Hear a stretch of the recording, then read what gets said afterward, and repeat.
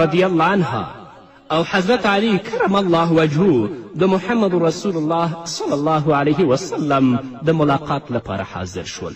کله چې د رسول الله صلی الله علیه وسلم حضور ته راغلل، ګوري چې نبی علیه الصلاة وسلام ډیر په جوش سره جاړي، این تر دې چې د رسول الله صلی الله علیه وسلم مبارکه ږیره د رسول الله په اوښکو باندې لمده شوي. فاطمة زهرا رضی الله عنها همدارنګه حضرت علی کرم الله وجهه چې کله دا حالت ولیدل، دواړه سخت حیران شول. پوښتنه یې وکړه چې د الله محبوبه تاسو ولې جاړئ او کوم شی تاسو جړوي؟ نبی کریم صلی الله علیه وسلم جواب ورکړ چې ای فاطمې، کله چې زه د معراج په شپه حضرت جبرائیل علیه الصلاة وسلام سره ګرځېدلم، نو هلته مې په دوزخ کې څه ښځې په سخت عذاب باندې ولیدلې. نو ما ته د خپل د امت ښځې رایادې شوې، نو ځکه د هغو له غمه زه اوس جاړم. فاطمة زهرا همدارنګه حضرت علی کرم الله وجهه پوښتنه وکړه چې یا رسول الله، تاسو هغه ښځې په کوم حالت کې ولیدلې؟ نبی کریم صلی الله علیه وسلم ورته ویلې ای فاطمې، ما لومړی ښځه داسې ولیده چې په جهنم کې دننه په ویښتانو باندې راځړیږي، بدن یې سوځي او ماغزه یې د کټوې په شان باندې ایښیږي. فاطمة زهرا پوښتنه وکړه چې د الله رسوله، دې ښځو ته ولې داسې سزا او داسې عذاب ورکول کېده؟ رسول الله صلی الله علیه وسلم په ځواب کې ورته ویل، دا هغه ښځه وه چې ویښتان یې کمول، بې پردې او لوڅ سر به ګرځېدله. نو نن ورځ دلته د الله رب العزت په دې سخت عذاب کې ګرفتاره ده. نو راشئ قدرمنو اوریدونکو، زما خویندو، د خپل ژوند ته وګورئ چې ستاسو ژوند څنګه تیریږي. آیا موږ د رسول الله صلی الله علیه وسلم وینا منلې ده که رسول الله وینا موږ په پښو لاندې کړې؟ یا د دنیا په محدود ژوند باندې موږ دوکه شوي یاستو؟ کله ویښته د خپل هلکانو غوندې جوړ که، کله ټکری مه په سره وه، او که په سره وي هغه هم ډېر نازکه چې د هغه ویښته ترې ښکاري. الله ته به ورځې، الله به درنه پوښتنه کوي. کومه ښځه چې رسول الله په دې عذاب باندې لیدلې، ته به هم په دغه عذاب باندې ګرفتاره یې. نه خورې داسې مه کوه. د خپل لنډ ژوند لپاره د خپل آخرت مه تباه کوه. د الله اوامرو د رسول الله احکامو ته غاړه کیږده، تر څو چې هلته الله رب العزت تا ته د عزت او د زینت ژوند در نصیب کړي. دویمه ښځه، رسول الله صلی الله علیه وسلم فرمایي، دویمه ښځه مې ولیدله چې هغه په ژبه باندې زړېدله او الله رب العزت هغې ته عذاب ورکول. فاطمة زهرا رضی الله عنها او حضرت علی کرم الله وجهه رسول الله نه پوښتنه کوي چې یا رسول الله، دا کومه ښځه وه؟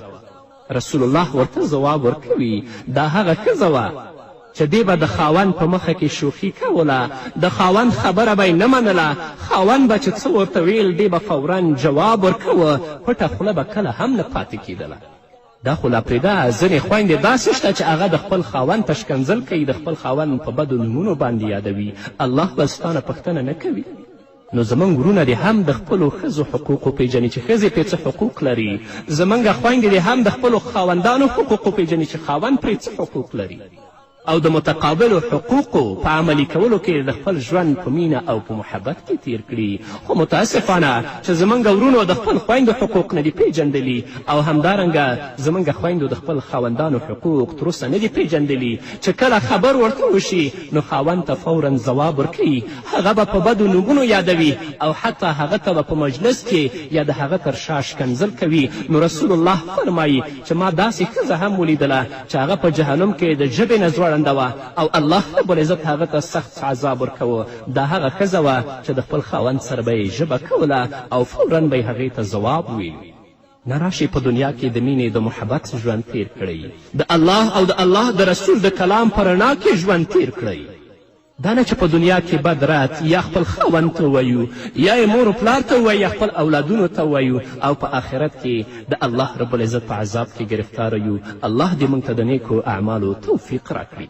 دریمه ښځه، بیا نبی کریم صلی الله علیه وسلم فاطمة زهرا او حضرت علی کرم الله وجهه ته وفرمیل، دریمه ښځه مې ولیدله چې هغه په خپلو سینو باندې په جهنم کې راځړېدله او د جهنم اور د هغې نه راچاپېره و او هغه یې سوځوله. حضرت علی او فاطمة زهرا د رسول الله نه پوښتنه کوي، یا رسول الله، دا کومه ښځه وه او د دې کوم عمل و چې الله رب العزت په دې سخت عذاب کې دا ګرفتاره کړې وه او دې ته یې دا عذاب ورکوه؟ رسول الله صلی الله علیه وسلم ورته فرمایي چې دا هغه بد اخلاقه ښځه وه چې دی به د پردیو نه پرده نه کوله او په فساد او په بد اخلاقي باندې به اخته وه، نو هلته د دنیا ژوند دې لذت ګڼلی و، د دنیا ژوند دې ژوند ګڼلی و، د دنیا ژوند دې عزت ګڼلی و، آخرت دې هیر و. نو دلته به الله رب العزت دې ته دغسې عذاب ورکوي او تل تر تله به د الله په دې عذاب کې ګرفتاره وي. که مسلمانه هغه به د خپل د هغه بدو عملونو عذاب څکي، الله به جنت ته بیایي. او که چا بد کارونه کړي په دنیا کې توبه وباسي، په اخلاص و صداقت سره الله ته رجوع کړي، هیله ده چې الله رب العزت دا ګناهونه ورته معاف کړي او الله رب العزت پې پرده واچوي. بیا نبي کریم صلی الله علیه وسلم وفرمایل چې بله ښځه مې ولیدله چې پښې یې پر سینه تړل شوي وي او لاسونه یې په سر تړل شوي ول او په جهنم کې پرته وه او د الله رب العزت عذابونه یې څکل. فاطمة الزهرا او حضرت علی کرم الله وجهه د رسول الله نه پوښتنه کوي چې یا رسول الله دا څوک وه؟